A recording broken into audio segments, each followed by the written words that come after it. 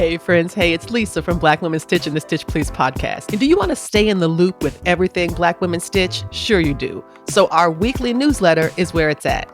You'll get podcast updates, community news, behind the scenes peeks, and ways to support the work we're doing. Whether you're a longtime listener or just getting to know us, this is the easiest way to stay connected. So click the link and sign up today. Promise we will not flood your inbox, just your creative spirit.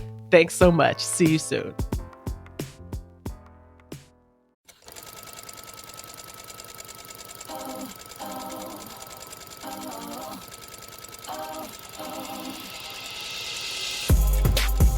Hello, Stitchers. Welcome to Stitch Please, the official podcast of Black Women Stitch, the sewing group where Black Lives Matter.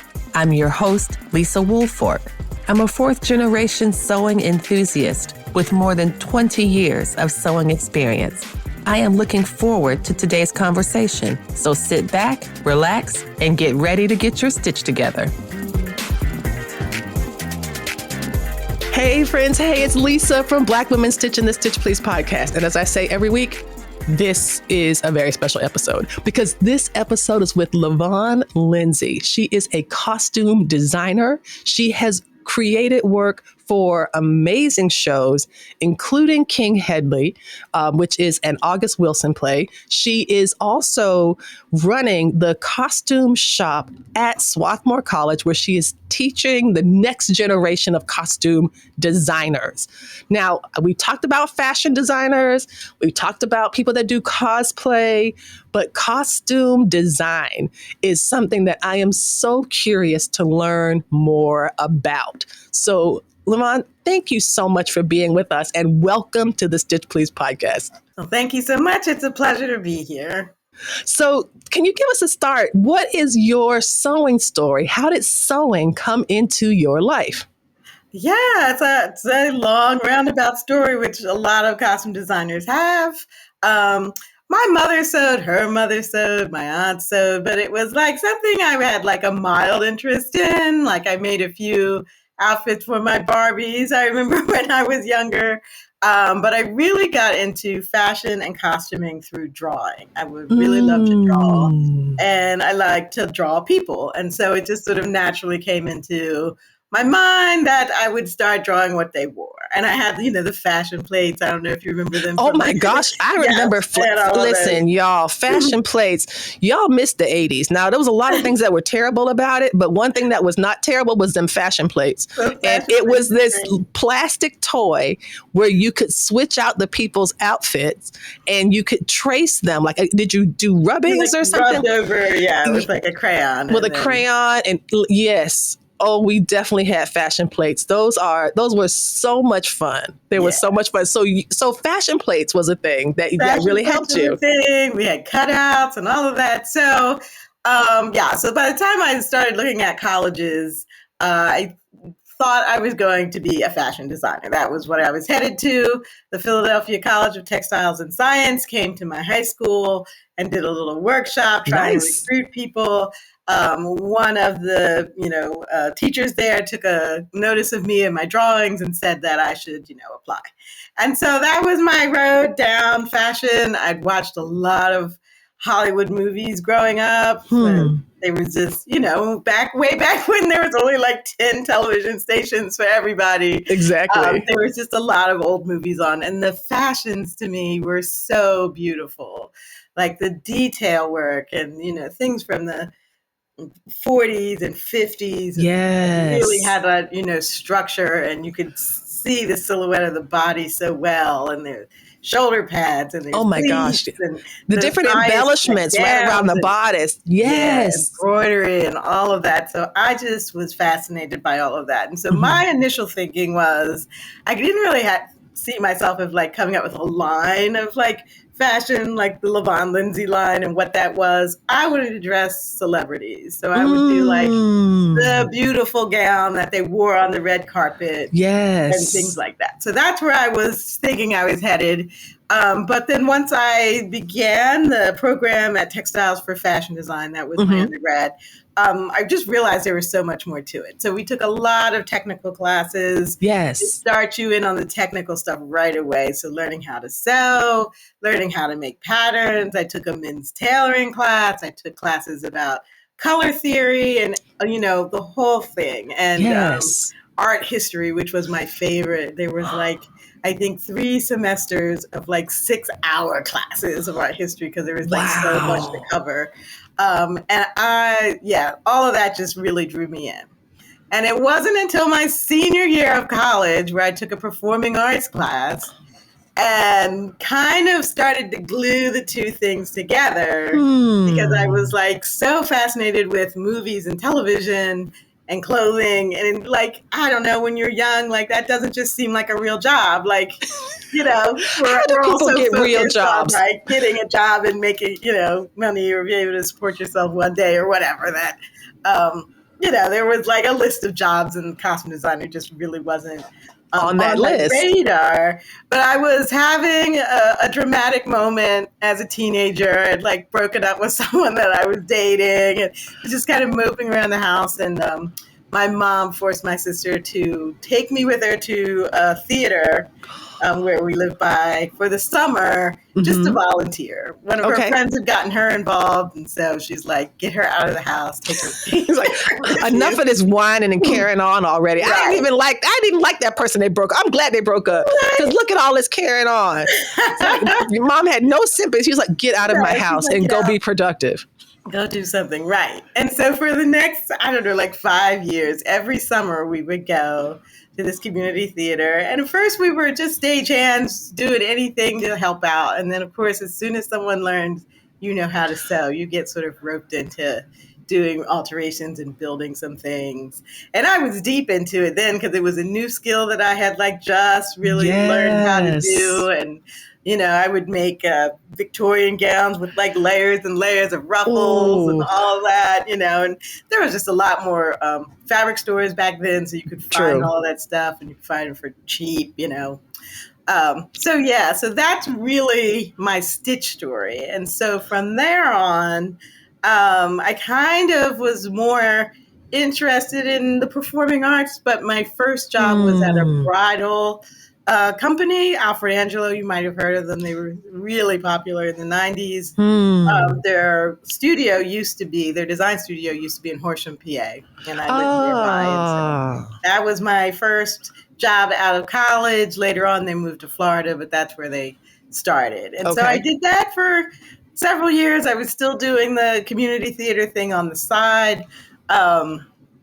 But then when I decided that it was time to move on, I went looking for jobs in New York, but when they saw my resume and what I'd been doing for the past 5 years, they kind of just wanted to start me at an entry-level position again. And I was that doesn't seem cool. And how am I going to survive in New York on an entry-level position? Right. It's I don't like New York that much.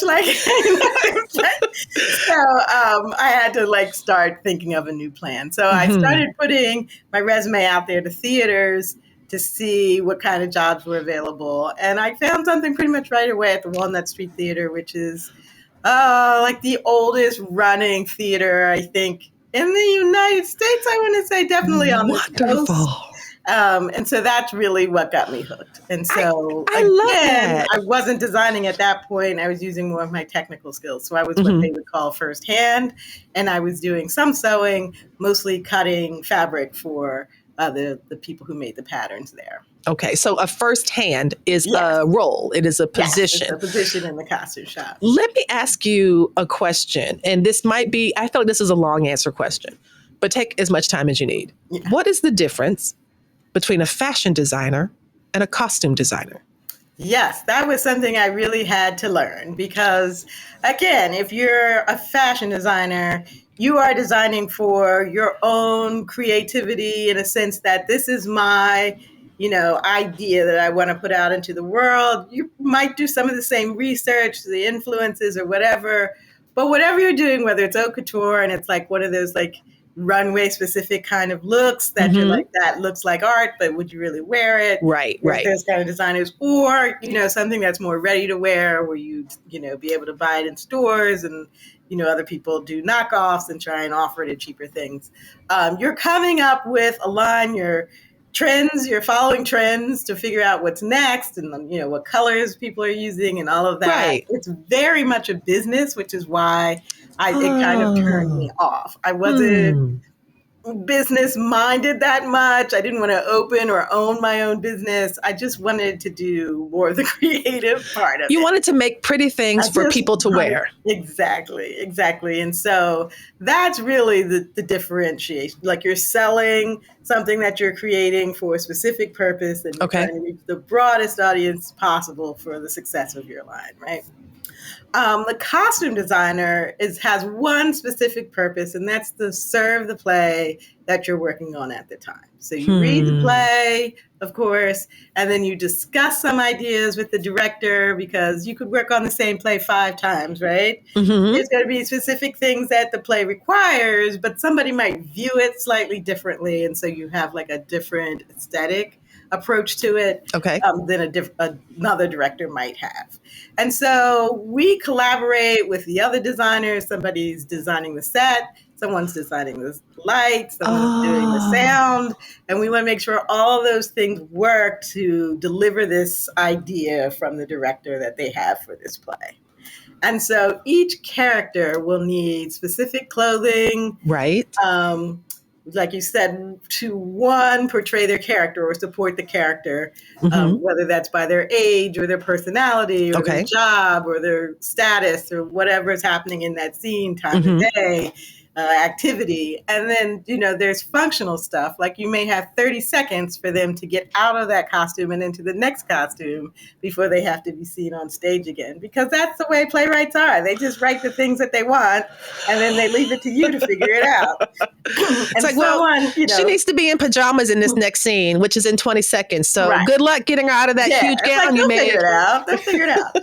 So there's that kind of stuff too. And so it's I don't know.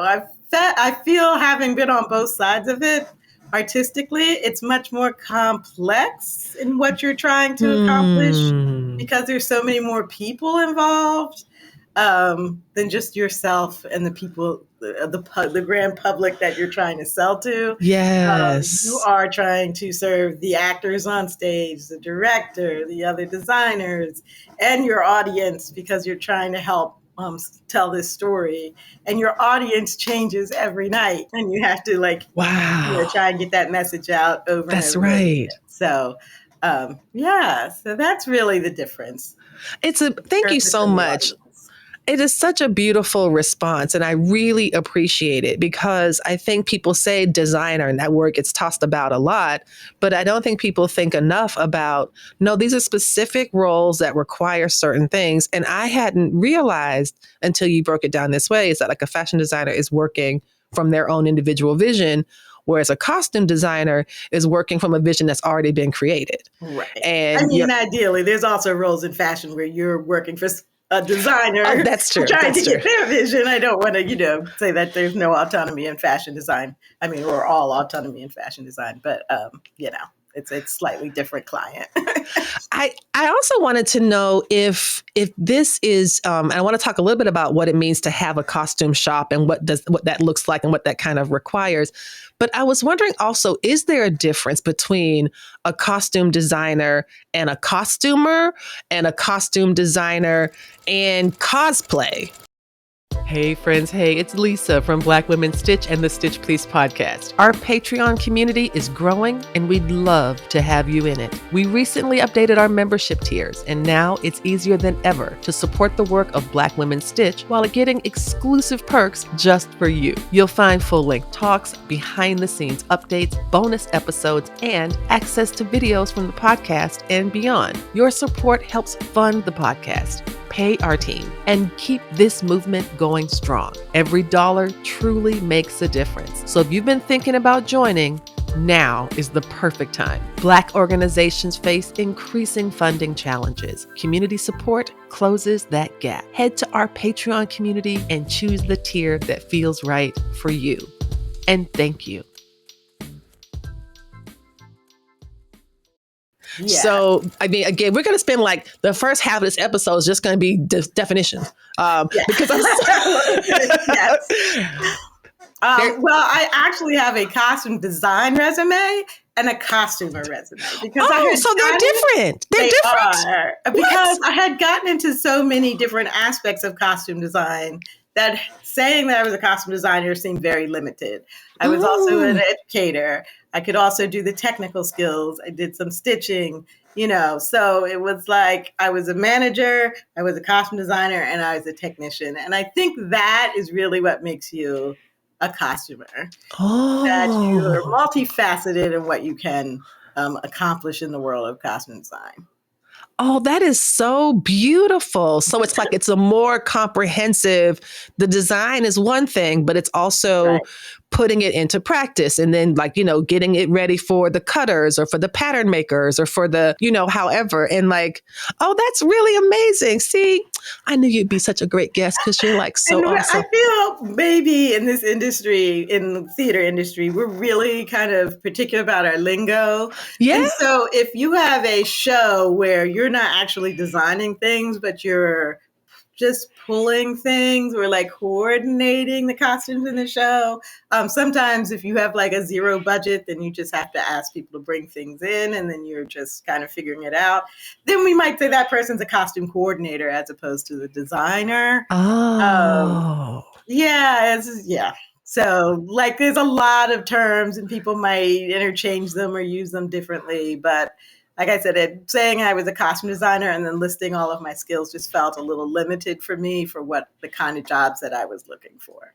No, I think that's really beautiful because that precision is really helpful, especially if it's widely shared among the industry itself. I might not know the difference between a costumer and a costume designer, but the people in the theater department and the people that work in theater, they know the difference. And so it really is more accurate to reflect your skills. You were talking before about the role of the first hand. Yeah. I wonder if you could talk about the role of the stitcher, because I just love that word. Those listeners, y'all might be familiar with, there's a bit of it's, everyone likes controversy, I guess, but the word sewist has SEW